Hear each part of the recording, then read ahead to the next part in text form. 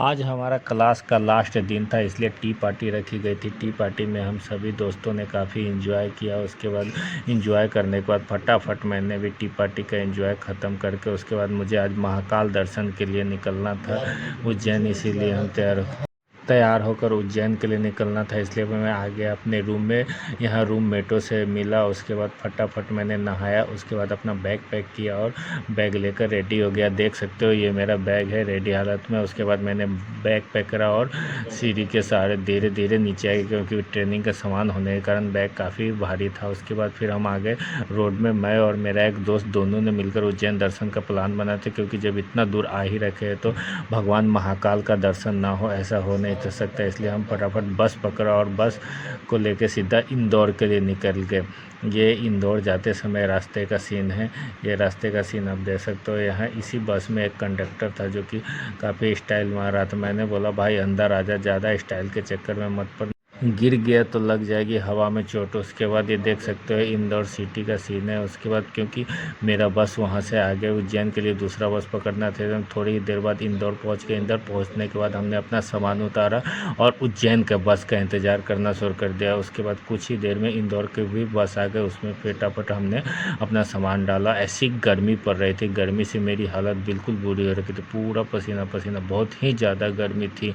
बहुत ही ज़्यादा गर्मी होने फिर भी हमने बस में पकड़ा। बस भी वहाँ से फिर महाकाल के उज्जैन के लिए निकल गए। उसके बाद बस ने भी अपना रफ्तार पकड़ा। मैंने भी सोचा अब क्या करना है, तब तक थोड़ा सो लेता हूँ। उसके बाद सोया। उसके बाद थोड़ी देर बाद मैं उठा तो देखा था कि बस किसी टोल प्लाजे पे पहुँच रखी थी। फिर मैंने टोल प्लाजे का थोड़ा वीडियो बना रहा था। उसके बाद फिर मैं सोचा महाकाल दर्शन करने के बारे में सोच रहा था। उसके बाद मैंने यहाँ एक चीज़ नोटिस किया कि बहुत ही ज़्यादा गर्मी और ज़्यादातर बबूल और कांटेदार वृक्षों के पेड़ मुझे काफ़ी दिखाई दिए। उसके बाद कुछ ही देर बाद बस हमारी पहुंच गई वहां का बस स्टैंड में। बस स्टैंड पहुंचने के बाद फिर हमने अपना सारा सामान जो हमारा बस वालों ने डिक्की में रखा था, उसको डिक्की में निकालने के लिए हम बस के पीछे पहुंचे। उसके बाद वहां से डिक्की में से बस से सामान निकाला। उसके बाद फिर यहाँ से भी एक छोटे बस पकड़ के हम उज्जैन स्टेशन के लिए निकल गए। उसके बाद यहाँ से उज्जैन स्टेशन पहुँचने के बाद मुझे भूख लगी थी। फिर हमने खाना खाया फटाफट, और खाना खाने के बाद फिर हम होटल की तलाश में निकल गए, क्योंकि होटल भी लेना बहुत ज़रूरी था, क्योंकि रात में कहीं रुकने का ठिकाना। फिर देख सकते हो आप रोड पे कैसे ट्रॉली बैग लेके घूम रहा है। उसके बाद हमने होटल में रखा सामान। उसके बाद नहा धोआ कर तैयार हो गए और निकल गए उज्जैन कॉरिडोर दर्शन के लिए। ये रात के उज्जैन स्टेशन के बाहर होटल के आसपास का सीन है। उसके बाद फिर हमने रास्ते में हमें गणेश जी की आरती चल रही थी, वहाँ हमने गणेश जी को नमस्ते किया। उसके बाद देख सकते हो मौसम भी बारिश की जैसे आने वाली थी। उसके बाद हमने एक टोटो को पकड़ा और उज्जैन महाकाल के लिए निकल गए। ऐसे तो यहाँ से पैदल भी जा सकते हैं, एक अप्रॉक्स 1 किलोमीटर के आसपास, पर हम पहली बार जा रहे थे इसलिए हमको यहाँ का इलाका पता नहीं था, इसलिए हमने टोटो किया था। और टोटो वाले ने हमको रास्ते में उतार दिया, क्योंकि वहाँ किसी इलेक्शन रैली के कारण स्टॉप बोर्ड लगा दिया था पुलिस वालों ने। तो वो यहाँ से महाकाल जी का मंदिर मुश्किल से 200 मीटर के आसपास रहा होगा। उसके बाद हमने प्लान बनाया पैदल ही चलते हैं घूमते हुए। यहाँ दोनों साइड में काफ़ी होटल्स बने हुए हैं, जहाँ आप आराम से रहना खाना दोनों कर सकते। देख सकते हैं किसी पार्टी की रैली थी, जिस कारण यहाँ काफ़ी भीड़ हो रखी थी। मीडिया वाले सभी इकट्ठे हो रखे थे। यही रास्ता आगे महाकाल जी के मंदिर की तरफ भी जाता है। फिर हम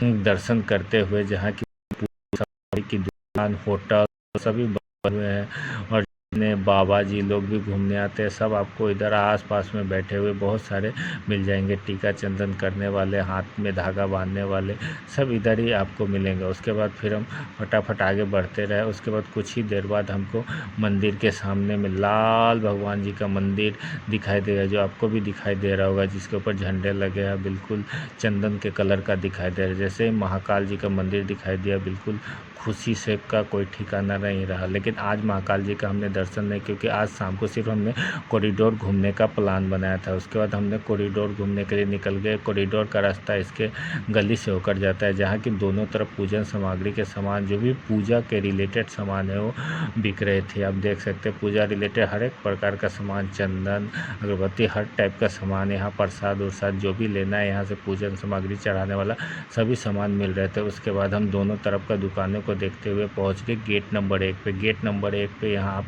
सुबह के 6 बजे से रात्रि के 9:30 बजे तक दर्शन कर सकते हो। ये मंदिर के प्रांगण का सीन है।